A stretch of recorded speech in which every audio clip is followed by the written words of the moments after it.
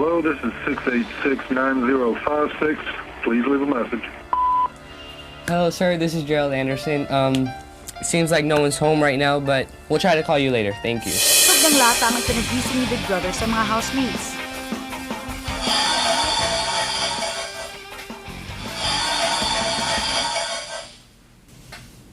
Ano kaya yun? Hihiyahin natin ng pangluto. Lata yun eh. Lata. Correct, housemates. Ano kaya ang ipagagawa ni Big Brother sa inyo? Dahil siguro antok pa, hindi napansin ni Matt na may idinikit si Kuya ng mga signs.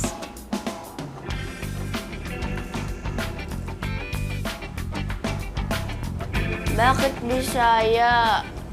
Sa amin, Casillas CR, Halayanan, Sabitan. Salug, eto, floor. Bakit Bisaya? Habang deadma lang sina Jam at Olin, bothered pa rin si Kim.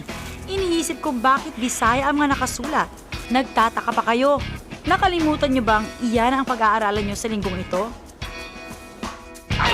Para mabanat ang buto ng mga bagets, pinaglaro sila ni Kuya ng isang classic Filipino game, ang tumbang preso. Para sa mga viewers nating mga bagets, ganito maglaro ng tumbang preso. May taya na magbabantay ng lata sa gitna ng brick area. Objective ng ibang players na mapatumba ang lata sa pagsisipa o pagbabato ng tsinelas. Kapag bumaksak ang lata, dapat itong itayo ulit ng taya. Kapag nakatayo na ang lata, pwedeng magtag ang taya. Ang matatag ng taya, ang bagong taya.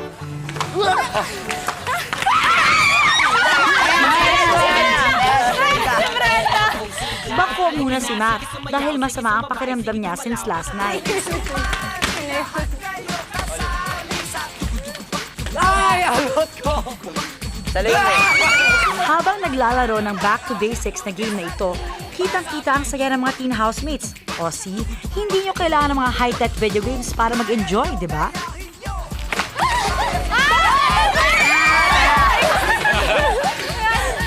Sinilas ko!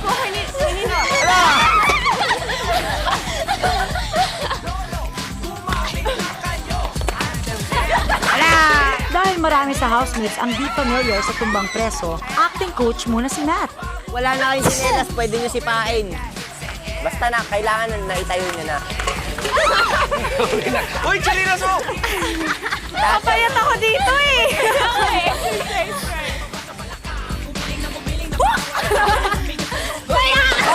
Kaya,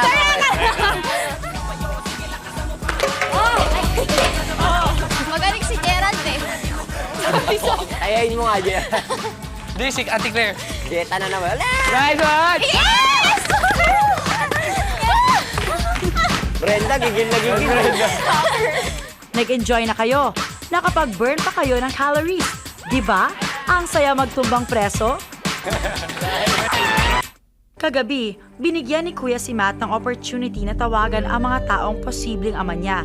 Ito sana ang first time na makakausap ni Matt ang totoo niyang ama. Hindi man successful ang first attempt, full support pa rin si Kuya at binigyan na naman si Matt ng isa pang chance. Dagdagan ng pag-iingat at maging magalang. Papa, Pwede kang ikaila ng tao ito. okay lang po. Okay lang, kailan niya wala nang mawawala sa akin. Diyan pa rin namin.